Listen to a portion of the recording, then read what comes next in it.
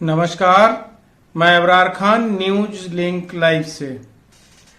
आज आपसे चर्चा करनी है। मुख्य रूप से सोशल मीडिया पे भी हम लोगों ने देखा और न्यूज के माध्यम से भी हम लोगों ने सुना है कि कतर में 8 भारतीयों को मौत की सजा सुनाई गई है, जिसमें है captain Navtej Singh Gill, captain Saurabh Vashisht, commander Purnendu Tiwari, captain Virendra Kumar Verma, commander Sugunakar Pakala, commander Sanjeev Gupta, commander Amit Nagpal और नाविक रागेश। नौसेना के दिग्गजों पर इजराइल के लिए जासूसी करने का आरोप लगाया गया है। इस बात पे ध्यान दीजिएगा इस लाइन पर कि इजराइल के लिए जासूसी करने का इल्जाम लगाया गया है और इजराइल के लिए जासूसी कर रहे हैं हमारे देश के 8 वो लोग जिन्होंने हमारे देश में 20 साल तक नौसेना में उन्होंने अपना समय दिया और साथ ही उनके ऊपर कभी भी कोई आरोप नहीं लगा।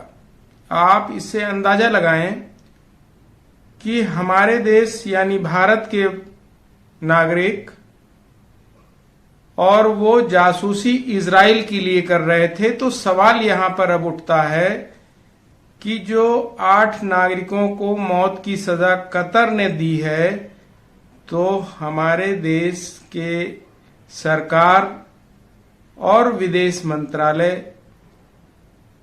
उनके बचाव के लिए क्या कर रहा था, क्या किया उन्होंने इतने दिनों में, जबकि बीच बीच में इस पर रिपोर्टिंग होती रही। जैसा कि हम लोगों ने आज का मनीष तिवारी जी का बयान सुना, जिन्होंने ये बताया कि इस पर हमने सदन में भी सवाल उठाया था। और दूसरा सवाल उठता है, अगर वो इजराइल के लिए कर रहे थे जासूसी, तो इजराइल उनके लिए क्या कर रही है। और वो सभी जो काम कर रहे थे Al Dahra global technology and consultancy services के लिए काम कर रहे थे, जो ओमान वायुसेना के स्वामित्व वाली एक निजी फर्म थी जो प्रशिक्षण और अन्य सेवाएं प्रदान करती है। तो सवाल यहीं पर उठ जाता है कि हमारे देश की सरकार और जिनके लिए वो काम कर रहे थे उस सरकार ने, इजराइल की सरकार ने उनके बचाव के लिए क्या किया। जबकि ट्रिब्यून ने 25 अप्रैल को भी इस पे खबर छापी थी और उस पे उन्होंने बताया था कि कतरी नियोक्ता द्वारा बर्खास्त किए गए पिछले साल अगस्त से दोहा में एकांतवास में रखे गए भारतीय नौसेना के 8 दिग्गजों को 3 मई को अगली अदालत की सुनवाई में मौत की सजा सहित कड़े आरोपों का सामना करना पड़ सकता है। 2 कतरियों के खिलाफ भी आरोप तय किए गए हैं। कतरियों मतलब कतर के निवासी भी 2 थे उसमें, जिनमें ओमान वायुसेना के पूर्व अधिकारी खामिस अल अजमी भी शामिल हैं, जो दहरा ग्लोबल के सीईओ भी है, जिन्होंने उन्हें इतालवी प्रौद्योगिकी के निर्माण के लिए एक सुपर गुप्त परियोजना के लिए नियुक्त किया गया था। कतर के अंतर्राष्ट्रीय सैन्य संचालन के प्रमुख मेजर जनरल तारिक खालिद अल ओबैदली, जो दूसरे नागरिक हैं कतर के, पूर्व भारतीय नौसैनिक कर्मियों पर कतरी लेखक के साथ इजराइल के लिए जासूसी करने का आरोप लगाया गया है। ऐसा कहा जाता है कि इस संबंध में उसके पास इलेक्ट्रॉनिक साक्ष्य हैं। हम कतर के साथ जुड़े हैं। दोहा में हमारा दूतावास परिवारों के संपर्क में बना हुआ है। सुनवाई का अगला दिन मई की शुरुआत में है। हम यह देखने की कोशिश कर रहे हैं कि उन सुनवाई के संबंध में उससे पहले क्या किया जा सकता है, इस संबंध में घटनाक्रम के बारे में पूछे जाने पे विदेश मंत्रालय के प्रवक्ता अरिंदम बागची ने कहा था। ये जो बयान है अरिंदम बागची जी ने, जो विदेश मंत्रालय के प्रवक्ता हैं, उन्होंने उस टाइम पर बताया था कि हमारी उस पर पूरी नजर है और उसमें क्या कार्रवाई हुई है उस पर हम नजर बनाए हुए हैं। ये बात है मई की। तो अब आप इससे सोचिए कि मई और आज ये है अक्टूबर के महीने में उसको सजा सुनाई जाती है उन 8 भारतीयों को कतर में, और तब से लेकर के आज तक स्थिति ये है कि सजा सुना दी गई, लेकिन उनके साथ हुआ क्या ये पता नहीं है। अभी जो विदेश मंत्रालय का बयान आया जिसमें उन्होंने बताया कि उनकी सहायता के लिए प्रयास किए जा रहे हैं, ये विदेश मंत्रालय का बयान था। पिछले साल अगस्त से दोहा के एकांतवास कारावास में रखा गया नौसेना के दिग्गजों पर इजराइल के लिए जासूसी करने का आरोप लगाया गया है। कतर ने कहा है कि उनके पास इलेक्ट्रॉनिक साक्ष्य हैं। 2 कतरियों के खिलाफ भी आरोप तय 3 मई को सुनवाई होनी है। विदेश मंत्रालय का कहना है कि इन भारतीयों की सहायता के लिए सभी प्रयास किए जा रहे हैं।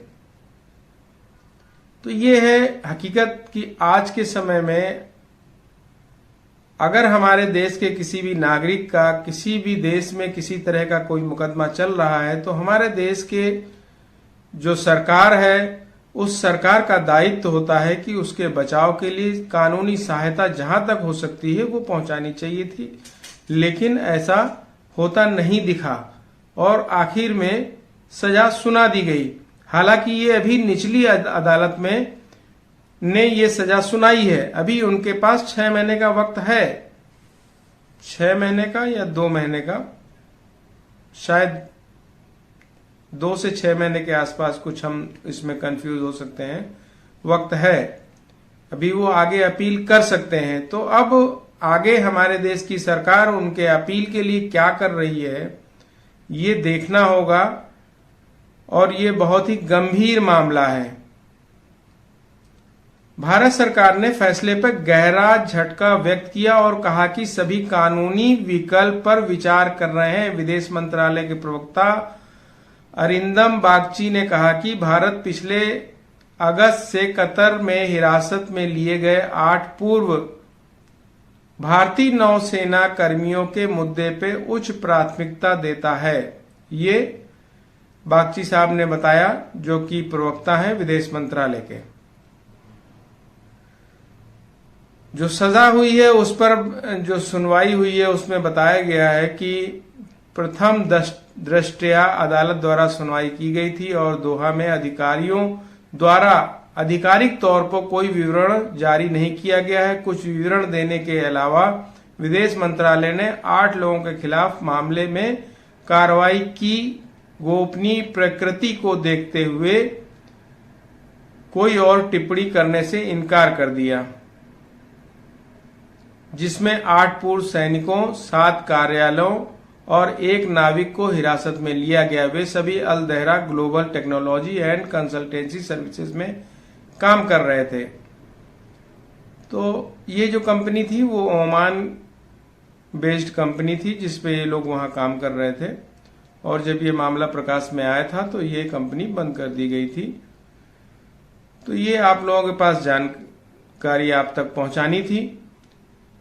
तो हम लोग उम्मीद करते हैं कि हमारे देश के प्रधानमंत्री माननीय नरेंद्र मोदी जी और विदेश मंत्रालय इस पे सकारात्मक रूप से और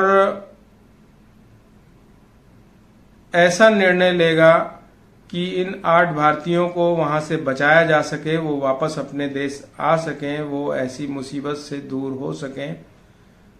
तो आप लोग चैनल को सब्सक्राइब करें और लोगों तक शेयर करें। धन्यवाद।